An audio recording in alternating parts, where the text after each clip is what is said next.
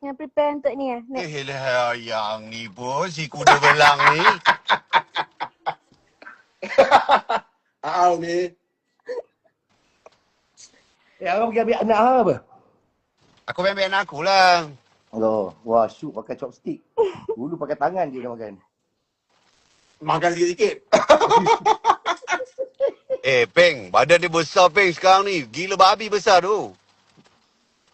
Tentu orang ada lagi. Kau tahu Siti ke? Besar betul badan dia sial. Hari tu, FFM itu macam ni kan? Aku kalau bulu hidung putih, kalau lemak apa you ni? Macam dah tapi dia call. Tadi saya ada cerita pasal bulu. Oh. Dia explain orang kenapa bulu putih. Betul mak, bulu hidung aku dah putih sekarang. Ya Allah, ya Rabbi. Ya. Real Nampak tak? Mak, aku ada juga belah sini. Nak. Aku punya nampak, Mat. Aku punya nampak. Apa tak biasa elak mak, tepi tu dah penuh dah tu. Baru lah tu.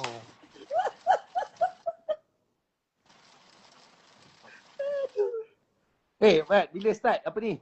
Dengan scope? Black Ops start 9 bulan. Wish. Habis tu macam mana dengan training ni? Training macam mana? Kita orang training on set. Oh.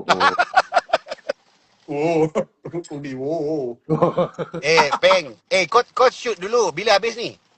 Aku habis ni bulan 1. Kau habis bulan 1. Tapi aku habis awal 10 bulan. 10. Lepas tu kau ada buat satu cerita dulu kan?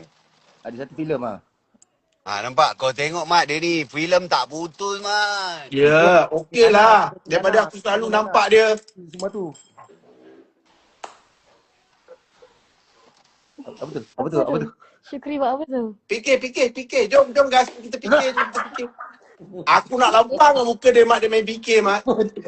Aku dah lama tak main binatang tu. Syuk, kau jangan nak bahan aku. Dia tak fikir ke? Dia asyik main fikir je. Sama TikTok ke? Tapi dia main TikTok Mi. Dia punya collection banyak Mi, duit dia. Dah lama tak main dah. Sejak Syuk bahan-bahan aku tak main dah. Aku risau Syuk masuk. Risau dia.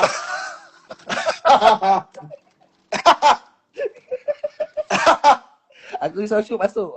Tak, bukan. Boleh je. Tapi sayang. Kepeng berpakat besar tapi main fikir je. Aku bengang. Aku dah lama tak main lah, gila. Dah berbulan-bulan dah tak main. Dia cari jalan senang untuk main fikir daripada berlakon. Babi kan? Itulah. Dia berkawan lama sangat dengan tu. Siapa? Jangan sebut nama lah. Hang ni pun. Okey, tak sebut nama. Lala Lala. Lala. Muncul lagi Lala. Muncul lagi. Merah muka. Dari baru ni memang aku baru kontak dengan Lala pun. Lepas tu Mat, jadi? Memang tak ada benda nak kena buat dengan Lala lepas ni.